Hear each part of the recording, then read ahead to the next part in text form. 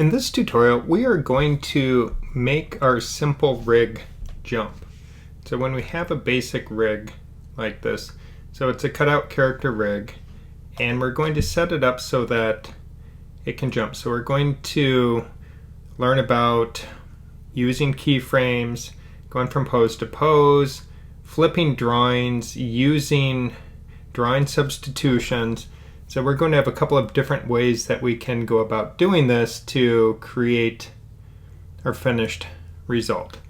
So to do that, what we want to do is take a look at the rig itself so we can understand a little bit more of what is going on. So we can see we have our main scene composite.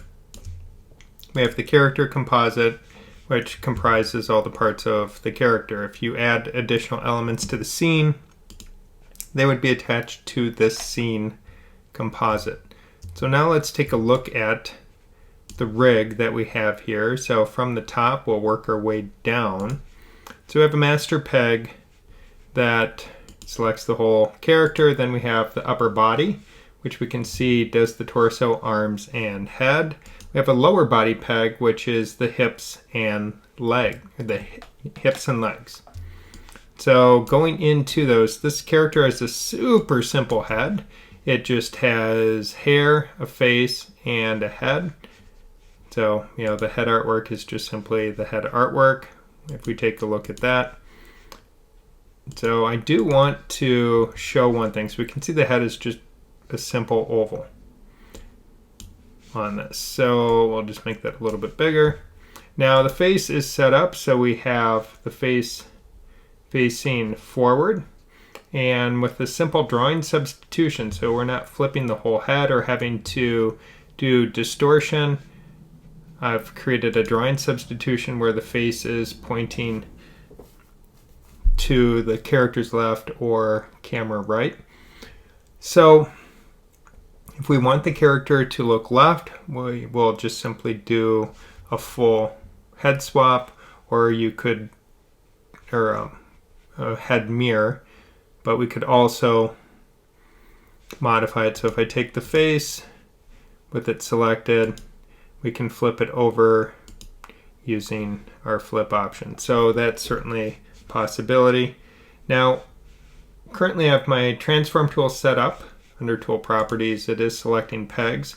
So when I click on things, I'm selecting the peg. We can see that in our node view, which is useful. But if I want to do my drawing substitutions, I need to have the artwork selected. So to select the drawing layer, we can just simply Shift B will move down our node tree. B, of course, moves up on the node. So Shift B to move down. And when I do that, I can then even use the square bracket keys to toggle between our different drawing substitutions. So if you have, say, a whole cycle of hands or mouths or different eyes, you can toggle through those using the square bracket keys and not having to go into the drawing subs window to go find it. All right, so now continuing with the character, we have the neck, the upper torso, we have the hips. Oh, got to click on them. Now when we look at the hips are here. We do have shorts sitting on top of it. So the arms and legs are groups because they have multiple parts attached to them. And one thing we're doing for efficiency when we look at it is we have a single arm and we have a clone of that. So if I update the artwork in one, adding in additional drawing substitutions or changes to the artwork, it's going to affect that, but the timing, so what we put in for the keyframes and how we do our peg information, that will be all independent. It's just going to be the drawing layers are cloned, which makes it really handy. So if I click on a hand and then Shift B to get to the drawing, notice it takes on the purple hue. It's no longer yellow. If I click here, I've selected a peg, thus it's yellow. And if I Shift B, it goes into that, and we'll see that we do have an additional hand, so it is a flipped hand. So that allows you to just drawing sub without having to flip the artwork, which can sometimes make doing animation a little bit easier because we don't have to deal with what happens when we flip it, especially when tweening is turned on. So when we look at the arm group, if we go into it, we can get into it. So with this selected, this is going to be the right arm with that hand. And if I move into my node view and press the letter O, it will center on that node. So now we can see the hand. Then I have the lower arm, the upper arm, and the sleeve going there. If you're curious how everything else is working to create the seamless joints, I have a 3-part auto patch here, and if I look at what is happening within that group, it takes 3 parts. So we have an upper arm, lower arm, or a hand, lower arm, upper arm. So as long as I sequence in that order, all of these cables are organized so that it will output and generate the seamless joints at the cutter. So this is the simple version. It's not using the overlay layer, which gives us creases at the wrists and elbows. That's a slightly more advanced version of this, but right now we're just keeping it simple. The sleeve, even though it's part of the arm, is both going into the arm composite, but then it's also exiting into our output. So we have a multi-port out going on here, and that allows, if we zoom out, remembering the sleeve is on the front part of it, now we can go and travel. We have the sleeve going into the upper body here, and this cable is conveniently coming from the torso. So this is the shirt, which is then being cut in this auto part here. Both arms are cutting the shirt with the sleeve so that it creates a seamless joint at the sleeve as well, because if we don't have that on there, then we would see the line all the way around on both the torso or the sleeve. So if we look at the sleeve artwork, Shift B, we can see that the artwork does indeed go all the way around. So we're using our auto patch to create this little gap. We have an overlay layer on it, so it's creating that little crease of the sleeve in front of the body. So if I look into the drawing and look at it, so we can see I have that additional part with it. Then we have line art, then I have the color art. So we have the 3 different layers happening. So the sleeve is a little bit more complex than, say, the hand or the elbow, so that it can create that little sleeve mark in front of the body. Pants is working pretty much the same way. So I've selected the peg for the short leg right there. If I hit O in my node view, it centers there, gave me the peg for the shorts. So now we can see I have that selected. We have the 3 parts, the foot, lower leg, upper leg. So we have those all organized, but now the shorts are sitting on top over here. So then the shorts are exiting so that they're using this 3-part auto patch to join with the hips. So that particular line right here, if we trace it over, we see goes into the hips. So that's a little bit about how this character is organized. Oh, one more thing, the feet. If we look at the feet also then do have flippable options, just like the hands, to make things a little bit easier when we're animating. So we don't have to just use the transform flip and then have to muck around with the keyframes there. So that should complete our tour of what is going on. So the face, the hands, and the feet do have flip options to it, but we at times are going to need to flip entire limbs so that when we move something sideways, we want the artwork to flip. So if I look, this leg here has been flipped. When we move into that next pose, so we move it into that next pose, looks like right here. I realize this arm is in the wrong side of the body because now it goes behind right there. So this will be a good time to study that. If I select the sleeve, hit B, it now chose the entire arm. And what we can do is we can nudge this backward. We do nudging by holding down Alt or Option and then using the arrow keys, up arrow, down arrow. Up arrow is going to push it away from us. down arrow is going to bring it closer to the camera. Now, I don't have my coordinates showing right here. I am going to just pull up my coordinate right here, and now I can see I have these values. So this tells me my position values. Currently this arm is at position 0, but if I want to nudge this arm to a new position, then alter option, down arrow to push it back, and now I can push it back, and we can see how that arm went behind the body. So now that makes more sense when I go through the frames here, and looks like we're going to have to do a little more nudging on it after I added all these keyframes. So if I'd done this earlier and caught it, it would have been useful, but we'll just nudge it there, move over to the next keyframe, and nudge it one more time, and I think that's going to be about it because now it's cleared the body. So that takes care of the arm and puts it into the correct position. So if we move this over a little bit so I have a little more room, so we can see what's going on. Now if I hit play,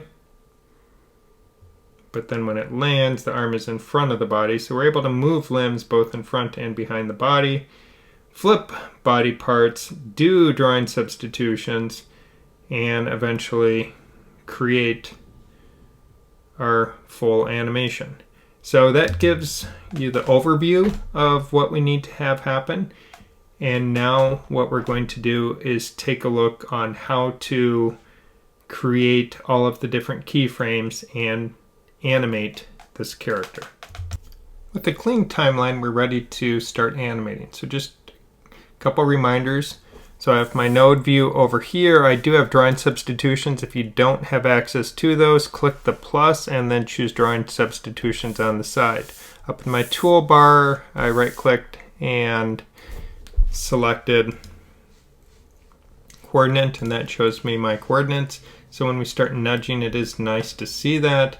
We will have our flip option when I'm using my transform tool. You'll see that we can do our flips as we're going to want to do that.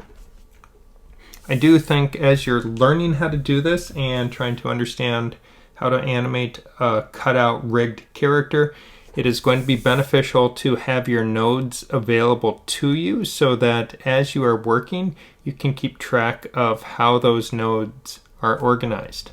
So remember, we click on a node here. Now I do have under tool properties, again, peg selection mode is turned on, super important because that speeds up your whole process. If that's turned off, that's great for doing drawing subs because I have it selected and I can use my square brackets, but I then have to hit B to get to what's going on. So if everything is based with a ton of drawing subs, yeah, I might want to not have peg selection mode on, but knowing that the majority of the time I'm selecting pegs and not just doing subs, I would have peg selection mode turned on. I'll go over to drawing substitution so I can actually then see my drawing subs when I want it, just so I know what's there.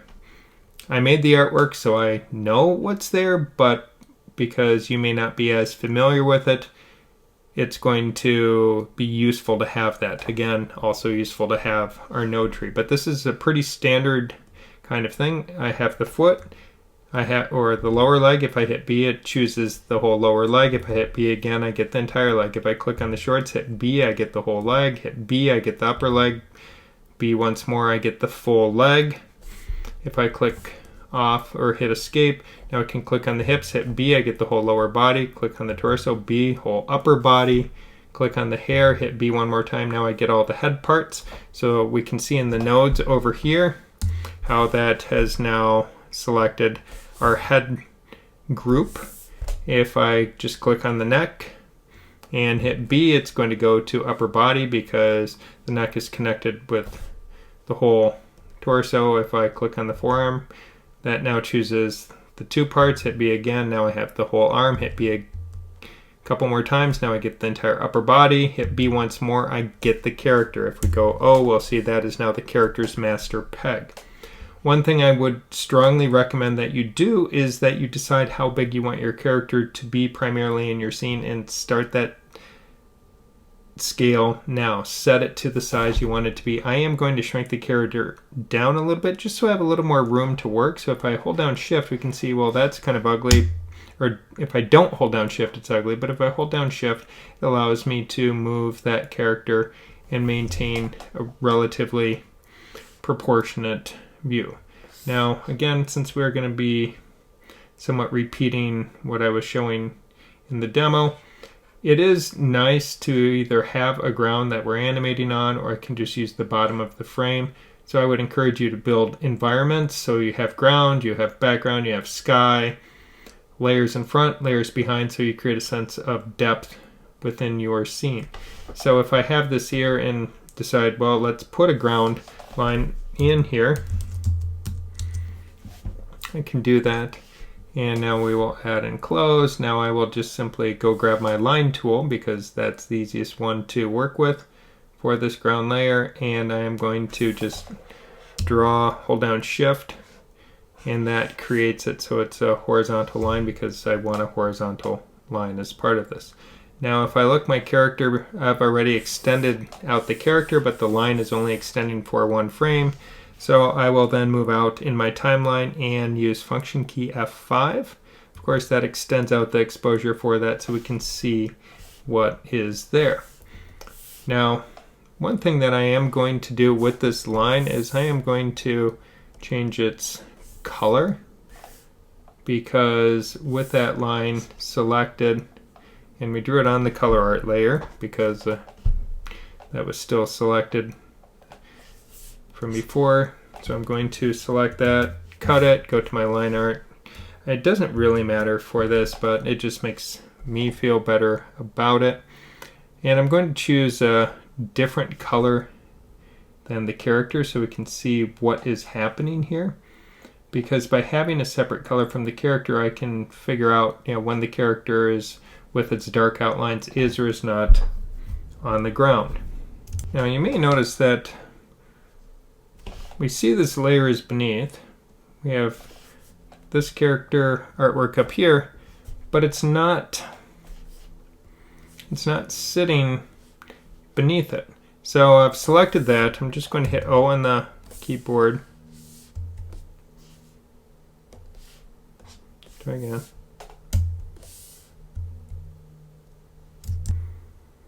So we'll select this, hit O on the keyboard. We can see there's the ground. It's not connected to my main composite. It's somehow connected to the lower body composite, which is kind of bizarre because I didn't think anything was selected when I did it, but easy enough to fix. So I'll just cut that cable with the cable cutter and then just drag this. So now, I want it behind, not in front.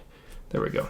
So now I can see exactly where my character is in relation to this line. So they're just a little bit into it. So if I want my character to float,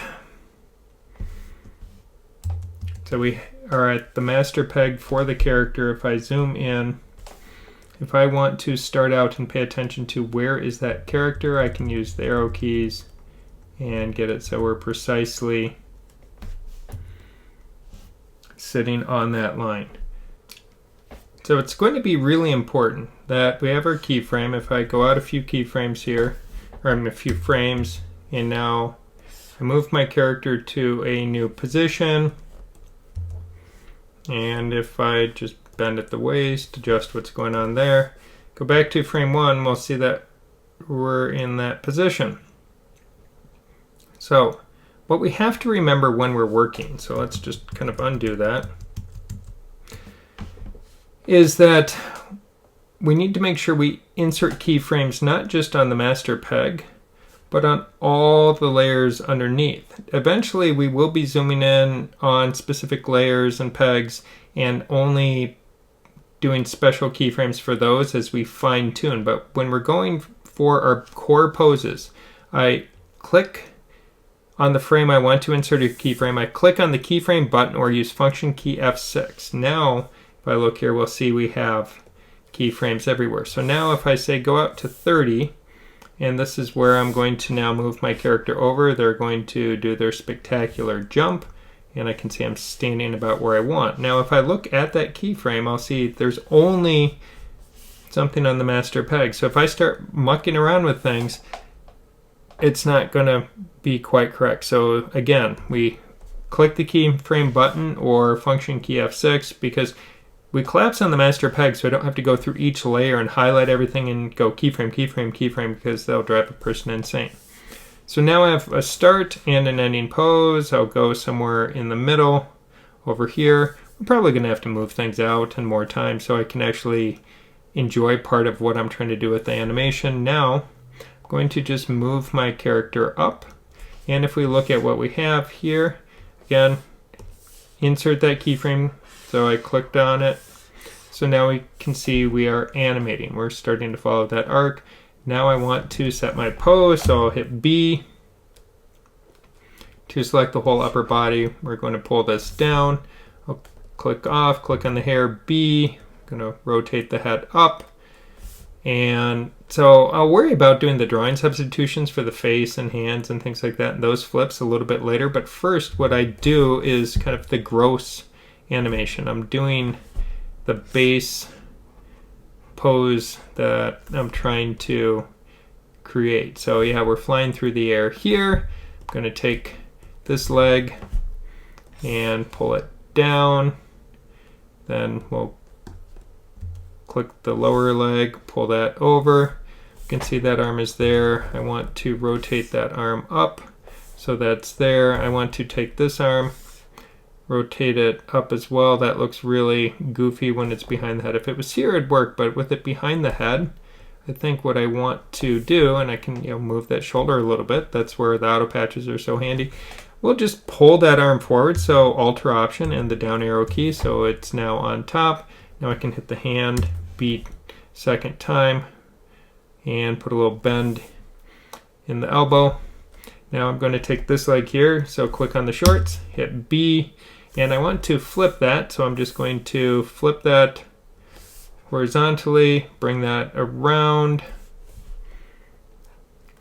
and I want it to be on top. I don't want that hip on top, so with that selected, Option B, so now that's on top. Just going to relocate that a little bit, put a little bend in the knee, take the feet, rotate those out,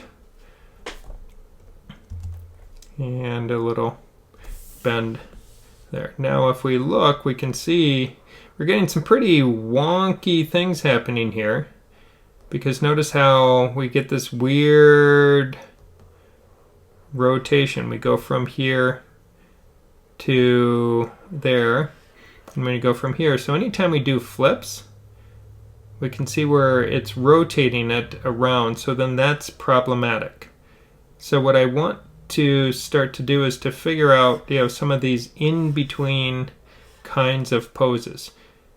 So there are times when we're working where we will have motion keyframes. So these are motion keyframes, and we can choose whether a keyframe is a motion or a stop motion keyframe with the two icons. The curly one is a motion keyframe like this, but if I want this to be a stop motion keyframe, I can just click on the keyframe and click right there, and it deletes the tween out of there, so it's effectively a hold keyframe. So now we go from there to there. So now I can work out what will be my in-between poses without dealing with the fact that, oh look, it flipped it awkwardly. And we have to have keyframes back to back, 2 frames in a row, to hide that flip, and then we just make the flip happen from frame to frame. So that's what we'll look at. So now what I want to do is go here.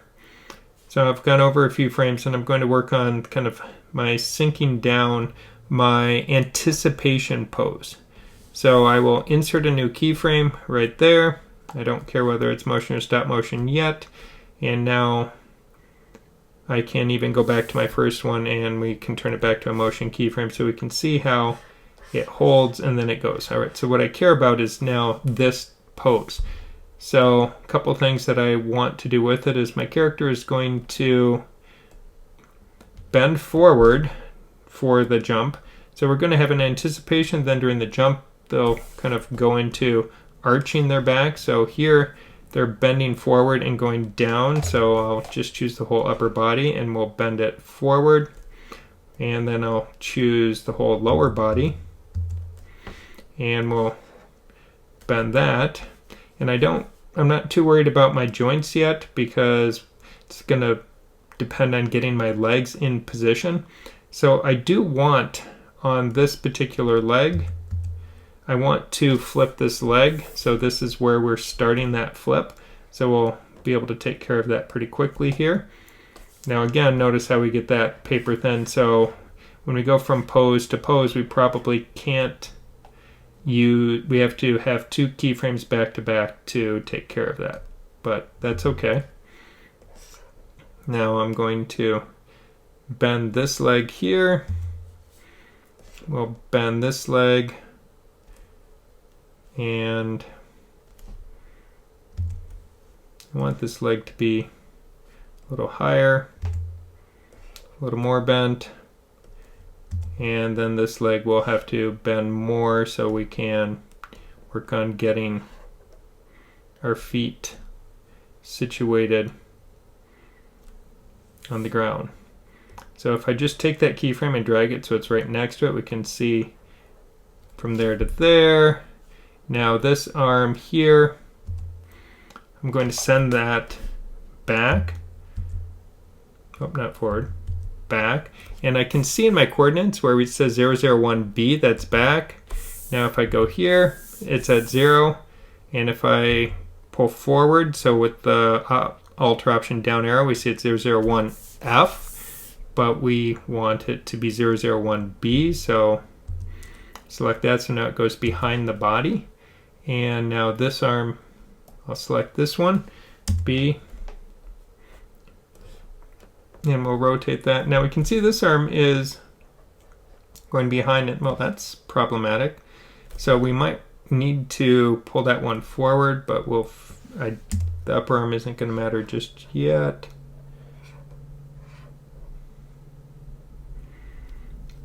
I do see where I want to do a hand flip.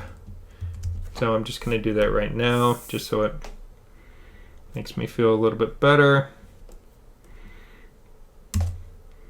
And we'll bring that there.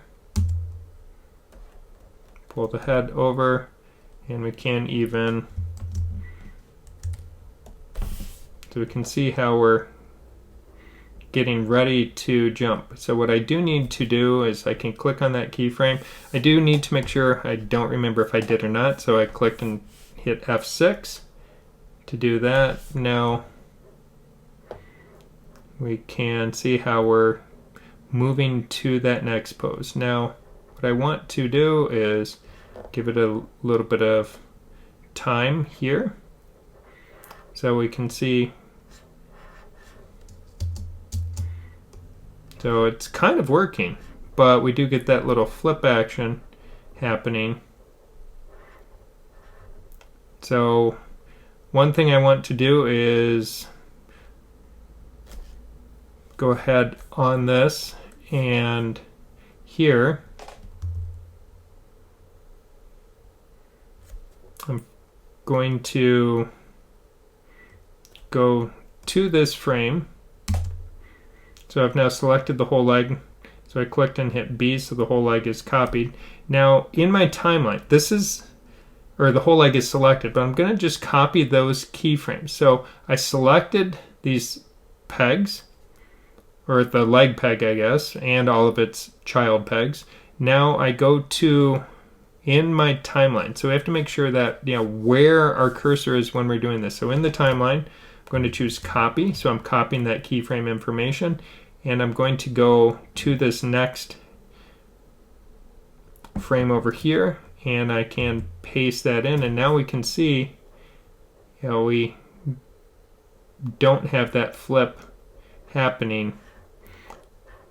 So another point to notice is we have the white square. The black square indicates all the lower layers beneath that. We have peg information. White indicates that I didn't add a keyframe in for anything else except for we just hit O down here.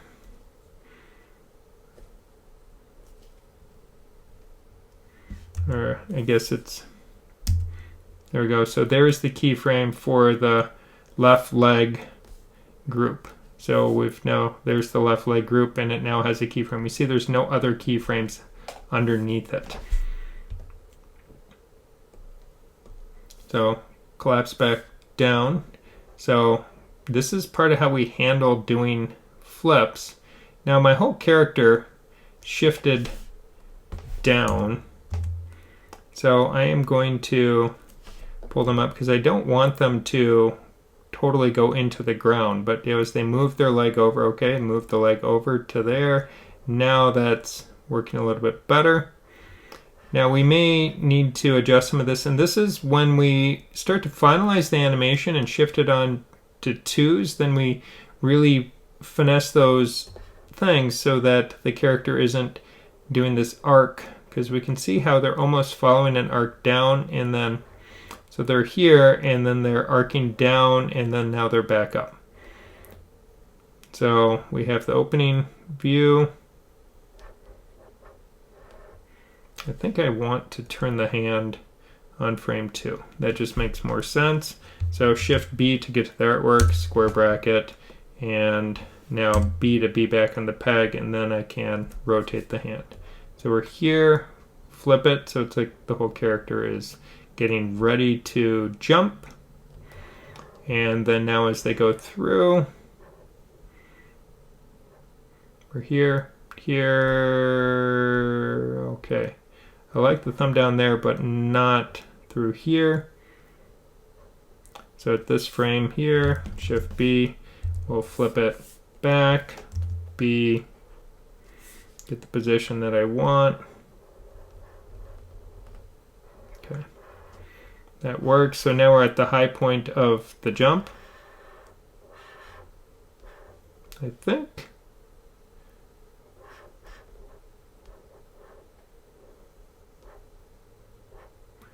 Right here, I'm going to just do a full keyframe, so F6, and I want to start extending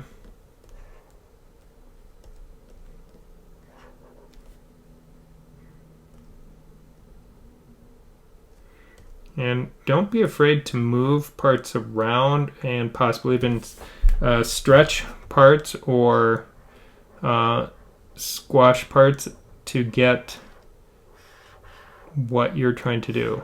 Okay, so now the character is up high. Now as they come down, we can see moving into that landing, that leg is going to be problematic. So if we go back here, so we have this leg right here. I'm going to go to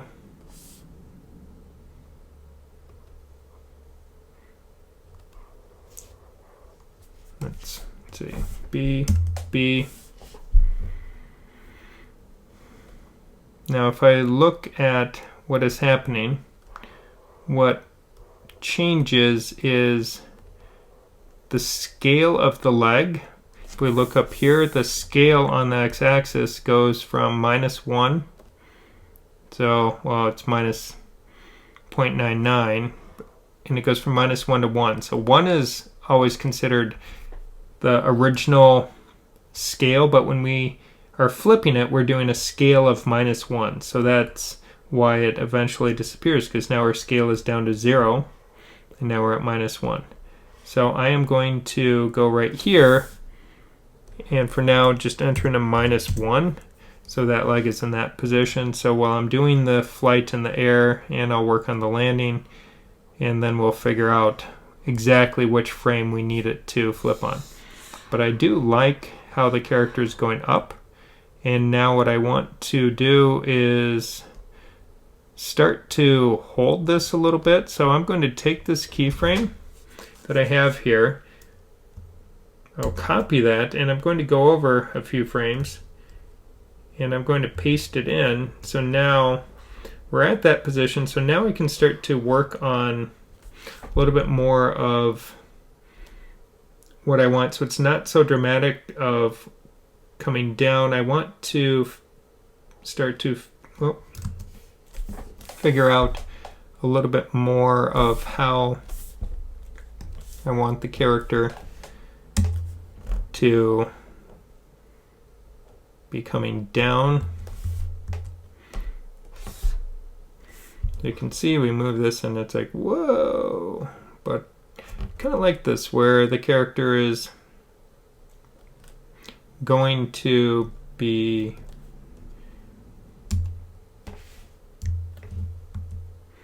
that arm should be behind right there. I'll start to pull that leg down, and I'm going to make it so that the character is starting to reach for the ground here with their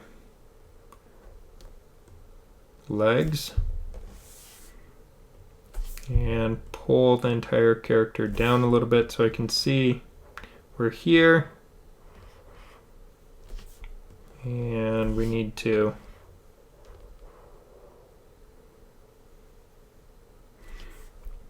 start bringing some parts down.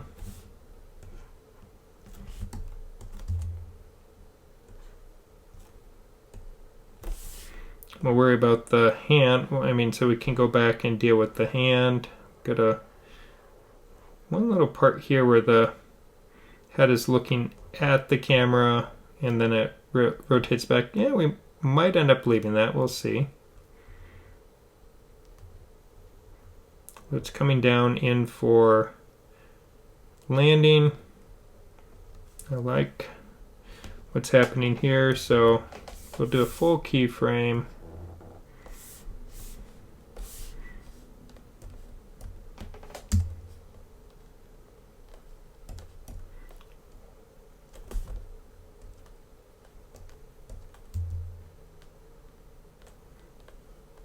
And we'll just move the foot.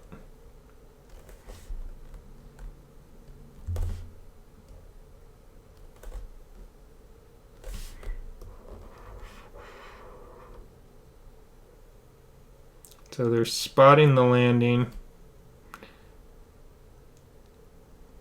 So eventually we need to end up at this, but not yet.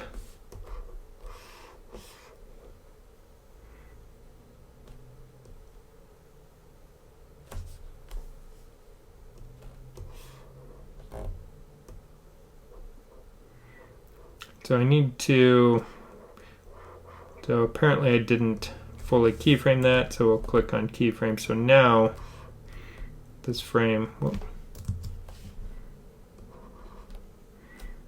So now we go from that to here, but we're going to work some more on what our landing is with it. I think I want to start to try and stick it more like a superhero landing, but if I hit play,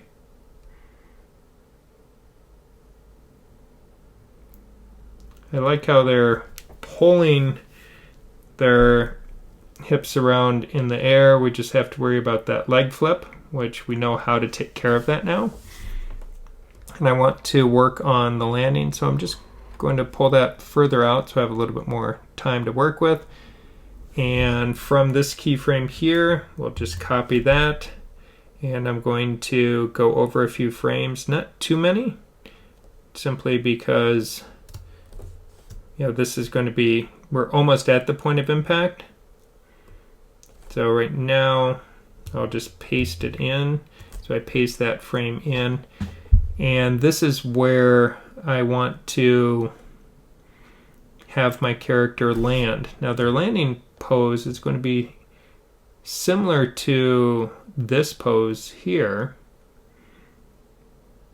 which we could just copy that, go over to this keyframe here, paste, go, whoa, we're not in the right place, but that's easy enough. We can, and I got really lucky there. Otherwise, if you turn on onion skin, that can be a way to help line it up. So we're we're here. And what I'm going to do is just put the two side by side so I can quickly get between them. And I want to focus on what is the left foot here so that when we land, that left foot is aligning. So if I turn on my onion skin, I don't want to look forward, I'll just look back with it and I can see. So I'm trying to anticipate about where that landing would be. Turn off onion skin because it's a lot to look at. So we have this pose here. Now I'm going to simply copy that, go over one more frame. I'll space these out in a little bit, but what I want to do, so we're here, here. Now this is where I want to really get the character has, it's hit the ground with some force. Gonna be swinging the arms. And it looks like we need to option forward that.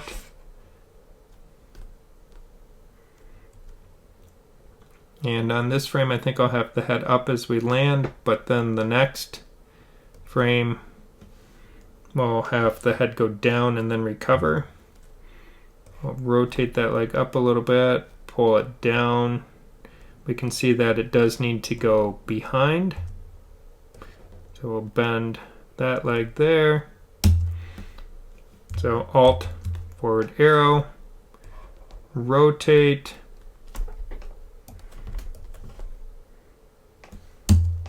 rotate,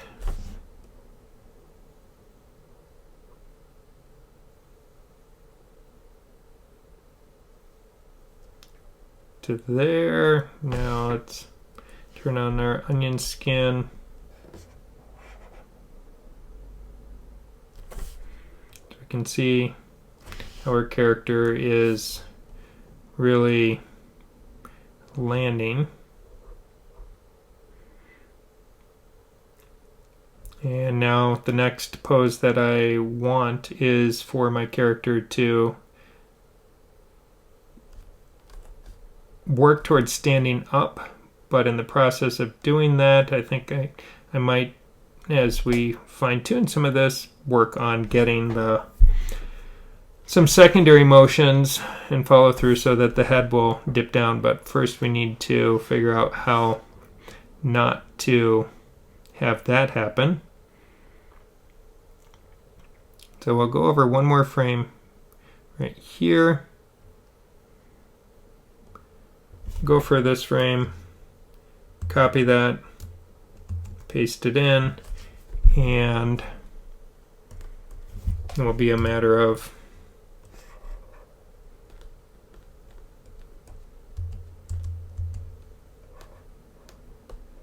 starting to stand more upright. And then this will be able to be spaced out from its prior frame, and then it's going to get us much closer to the final frame, the landing frame.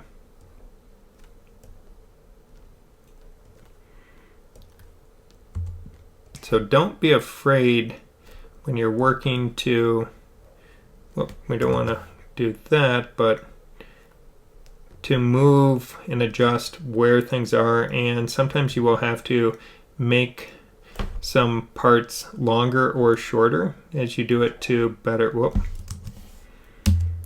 hit B, select them both. Let's unbreak that ankle because boy, that looks really uncomfortable.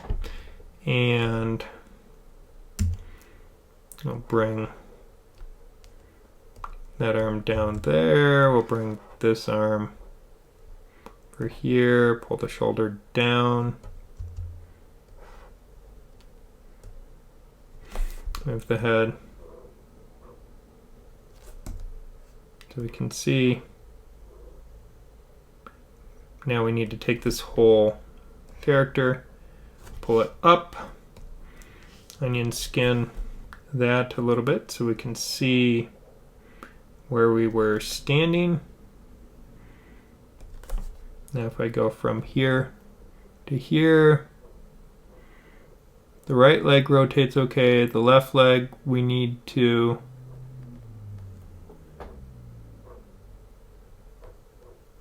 pull up just a little bit.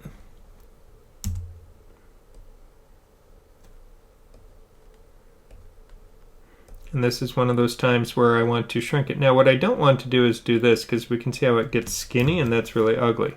So when we're trying to adjust the length of individual parts while doing this, pull it down so it's either vertical or horizontal, click off, click back on. Now we have a much better square, so now I can modify its length, rotate it back to where I want it to go, and then I can take and reattach the part that came off.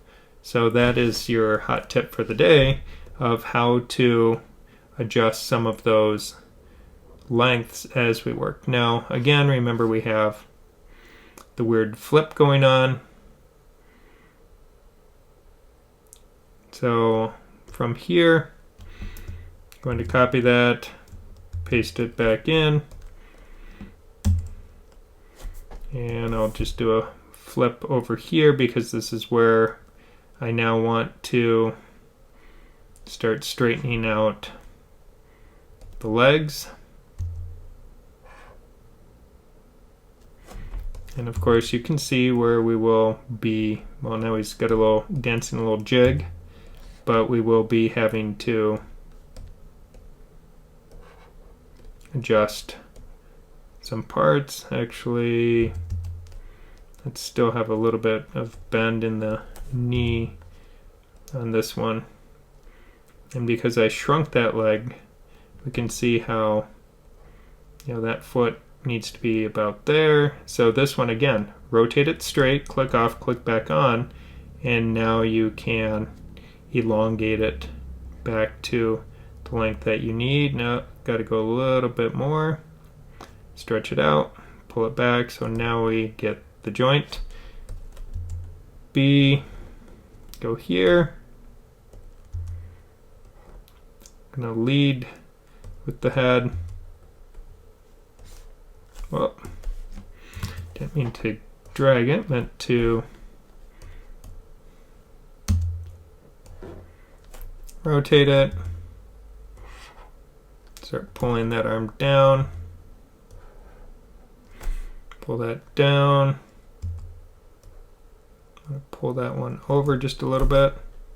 So we're here, here, and now we can see that lines it up. We just have to pull our character up. So, oh, looks like we do have to adjust and move the upper body so our waist is a little bit better controlled. Select the whole character, move it up, turn on onion skinning so we can better see where we were. So if we look at these different frames,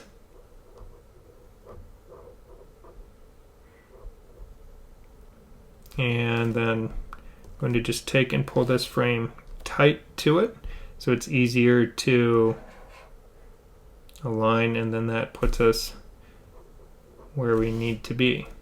So now these frames happen really fast, but now that we have set these up, I can start moving these out. So we can see that one can stand up where some of these other frames are going to be. So I'm highlighting the frames and we'll pull it over to have a little bit of time to enjoy what is happening, because we never want a frame to be one frame long as a primary keyframe because you won't see it. It needs to be there for 2 frames. So then we land, and now we're starting to stand back up, so we'll highlight those, pull those much further out because it should take a little bit more time to stand. Oh, that's where the flip is happening. So those we need to be back-to-back frames, so we do the flip right there, and now we stand. So if we hit play,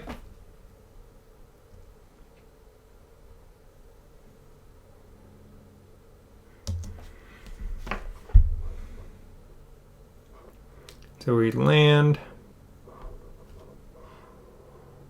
and stand up.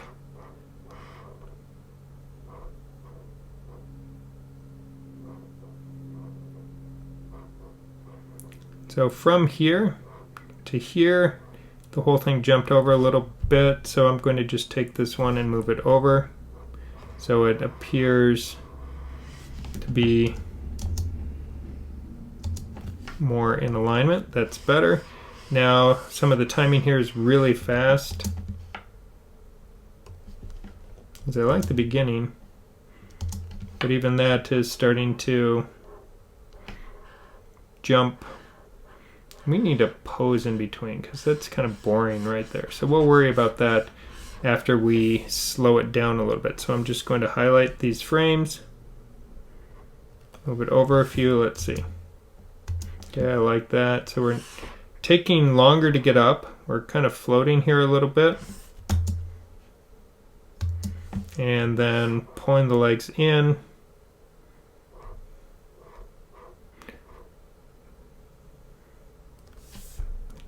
Let's just pull that. I want that to be the landing, but now you'll notice I'm always clicking on the final frame, because if I click here and drag, it inserts an additional frame. So this is why I click on what is the last keyframe, and then I'm going to move that over so we're here. Here. Now I want that, so again I click on that final keyframe, the red one. We'll drag that over, let's see, one more frame. Okay, boom, boom. Alright, let's just add one more to that, so we'll select again, pull over.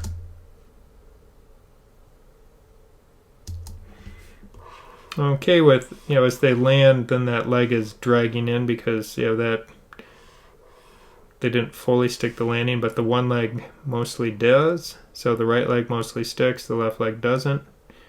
And then we have our flip flip. We never want where we see that scale 0 where it shows us that this is flat artwork. And then we're back to this position. And let's see, at this point, boom, boom. This is where I think I'm going to shift my hand back so that it ends that starting position. And right here, partway through this transition, that's where I'm going to click on the face, Shift B, square bracket, go back to the front.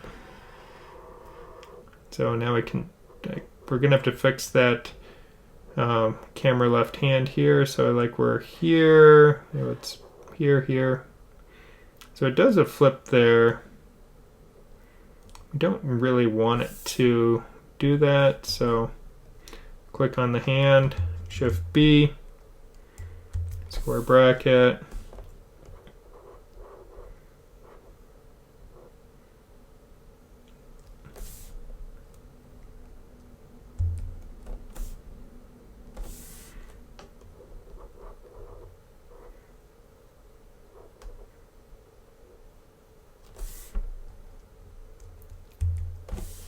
And I'll fix the angle here in a little bit of it. You can see it goes behind right there. So right here, let's make sure this is forward.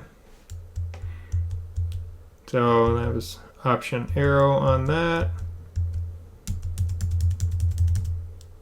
And then we get our little flip, and then the hand comes out as we stand back up. Let's do a ballet there. So let's see. Now let's start working the angle of the hand. I don't like it at that position. So we'll pull the hand down. So as we start fine tuning some of this, okay, there we have a weird flip. So as we start fine tuning this is where we will end up with some of those other keyframes, and that's okay.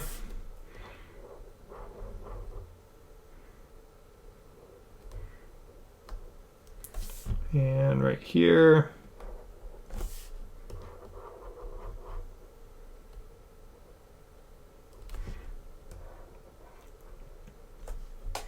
want the hand to come out, and then it comes back forward. Then as stand up, get her flip, and return to starting position. All right, so we're getting pretty close.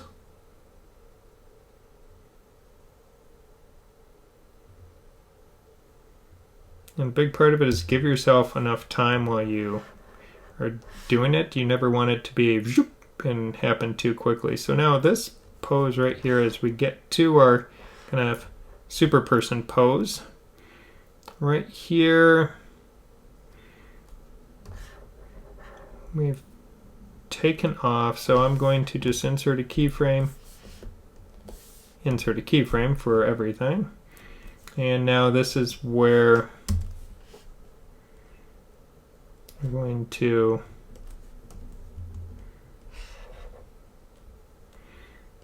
pull this down so it's straight, and then I'm going to stretch that leg out, make it a little skinnier, not too much. Now take the foot, pull it down,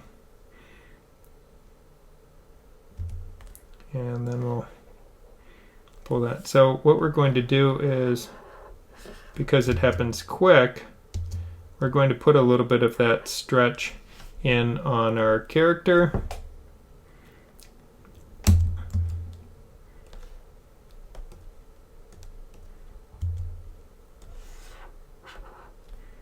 Actually, we'll just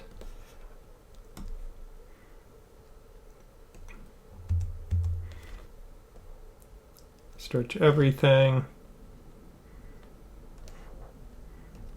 and then put a little bend into it. Because again, remember, we're doing animation, we're not doing live action. So we have that ability to over here to here.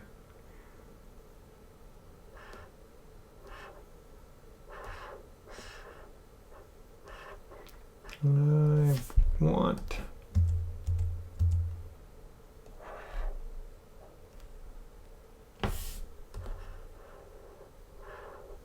I like that. The hips are working better for me now. I feel like there's this like little push off. So I have a better push with it.